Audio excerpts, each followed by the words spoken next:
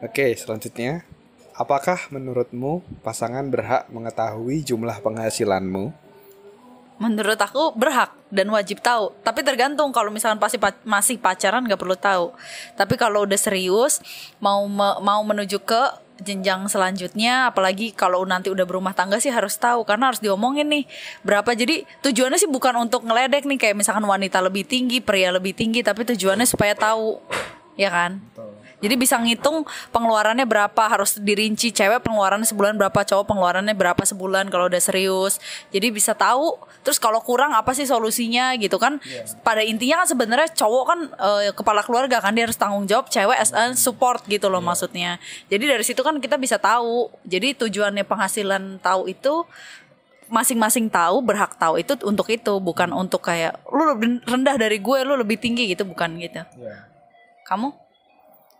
Kalau aku dari pertanyaan apakah pasangan berhak mengetahui jumlah penghasilanmu, tadi setuju sih. Maksudnya harus jelas, karena terutama kalau udah serius ya. Karena kan kalau dari ilmu financial planning kan harus tahu income-nya berapa, expenses-nya berapa, sehingga bisa merencanakan masa depan, jadi tahu berapa yang harus disisihkan, berapa yang harus diinvest, harus mungkin nambah penghasilan berapa untuk bisa mendapatkan lifestyle yang diinginkan.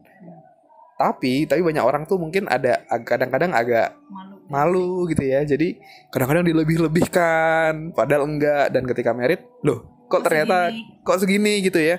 Dan akhirnya malah jadi problem kayak gitu. Jadi lebih baik tahu di awal gitu kan. Iya. Tahu di awal. Kalau aku mau tanya deh, kalau misalkan pandangan kamu dengan banyak, sekarang kan banyak cewek-cewek yang gajinya tuh lebih tinggi gitu daripada suaminya kan, itu pandangan kamu gimana? Kan banyak ada cowok kan yang merasa gengsi, mikirnya enggak gitu kan, based on banyak orang story lah gitu kan, based on true story. Jadi menurut kamu dengan kisah itu gimana? Bagus malah justru kalau aku jadi cowok malah, wih, cowoknya lebih tinggi. Nah, gimana nih caranya biar jadi cowok Motivasi bisa lebih. Dia aja bisa gitu kan. Pasangan bisa. Kita juga jadi terpacu. Gimana sih caranya? Skill apa yang harus aku pelajarin? Kemampuan apa yang aku harus kuasain? Atau mungkin selama ini aku harus mendapatkan, misalnya menduduki posisi apa, kerjaan apa, jadi terpacu untuk melihat peluang-peluang lain kayak gitu, nggak stuck gitu. Kalau aku sih kenapa enggak gitu, why not kayak gitu, jadi acuan kayak gitu kan. Kenapa ya orang-orang kayak gitu ya? Kenapa nggak pingin pasangannya jauh lebih tinggi? Ya karena cowok kan emang pada dasarnya yang bertanggung jawab kepalanya cowok. Maksudnya dia yang bertanggung jawab atas keluarga, jadi ya gengsi lah, wajar lah. Tapi ada juga yang pemikiran kayak kamu tadi, cuman jarang sih menurut aku. Iya. Kalau aku sih mau seberapapun sama ataupun bahkan lebih dengan dari pasangan sih ya gak apa-apa. Jadi acuan juga. Toh sekarang juga saya terus terpacu kan untuk bekerja keras terus meningkatkan, apalagi mau merit ini ya. Nah kalau aku mah tergantung, tapi tetap dua-duanya, walaupun misalkan cewek lebih tinggi tetap harus tahu porsinya masing-masing loh. Kayak misalkan walaupun dia lebih tinggi ya porsinya cewek tetap harus hormat, ya tetap harus hormat walaupun dia punya penghasilan lebih tinggi gitu. Jadi sama satu lagi, menurut kamu kalau orang udah berumah tangga harus join income, apa keuangannya gimana? Join income itu maksudnya digabung gitu? Digabung nih, misalkan pendapatan cewek misalkan 1 juta, pendapatan cowoknya 1 juta gitu misalkan, terus digabung jadi 2 juta lalu dipecah untuk bulanan sekian, atau mending sendiri-sendiri aja deh, ntar kalau untuk kebutuhan yang sendiri-sendiri aja, uang lu, uang gue gitu. Yang penting cowok nih, misalnya dari sisi cowok, yang penting kebutuhan lo apa, misalkan sabun, kebutuhan rumah dan lain-lain gue penuhin gitu, selebihnya udah urusan lu sendiri gitu.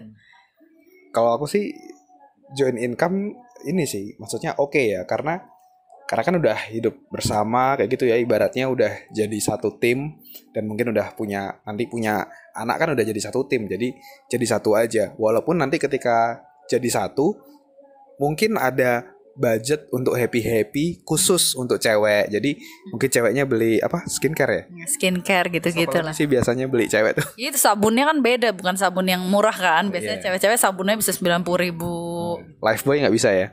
Gak bisa. Iya, karena kadang aku Lifebuoy, Sampo-sampo biasa, sabun muka yang ada di Indomaret lah yang dipakai ya. Iya. Jadi joint income ya oke. Terus nanti walaupun digabung nanti juga proporsinya dipisah, misalnya ternyata si cewek mau beli tas, jadi setiap bulan nyisihin, contoh misalnya 1 juta, ya udah 1 juta nanti di bulan keempat misalnya harga tasnya 4 juta, ya udah nggak apa, beli aja kayak gitu, karena kan itu juga disisihkannya sesuai dengan proporsi dari yang ada gitu. Oh, berarti kalau udah join income pun bukan berarti keinginan salah satu nggak boleh gitu ya, misalkan mau tas atau mau baju, berarti boleh kan? Boleh banget dong, kan itu harus tetap happy kan, ada porsinya juga, bukan berarti langsung hidupnya ini. Oke. Saya beli Jordan juga boleh kan? Ya boleh kan, ada porsinya. Ya jadi gitu ya, itu sih. Jadi mungkin ya itu ya, bagaimana pengelolaan keuangan. Jadi duitnya akan digabung, terus mungkin nanti akan disisihkan juga untuk, waduh, RX King lewat. Nah jadi gitu tuh, dari pertanyaan tadi terkait joint income, ya join nggak apa-apa, tapi habis itu tetap juga ada proporsi untuk happy untuk ceweknya. Misalnya mau beli tas, ya nggak apa-apa, sesuai dengan proporsinya. Kalau misalnya dari sisihan bulanannya belum cukup, ya ditabung dulu nih sampai 2 bulan atau 3 bulan baru beli. Begitu juga dengan cowoknya, mungkin mau beli something, ya disesuaikan dengan budgetnya. Jadi yang penting harus disiplin, karena seberapapun besar uangnya, kalau nggak disiplin ya hilang juga. Tapi kalau kita udah terbiasa, walaupun kecil disiplin, kita akan dipercaya dengan uang yang jauh lebih besar. Setuju? Setuju. Oke, jadi itu ya pembahasan pada kali ini. Nanti kita akan bahas pertanyaan-pertanyaan selanjutnya. Thank you.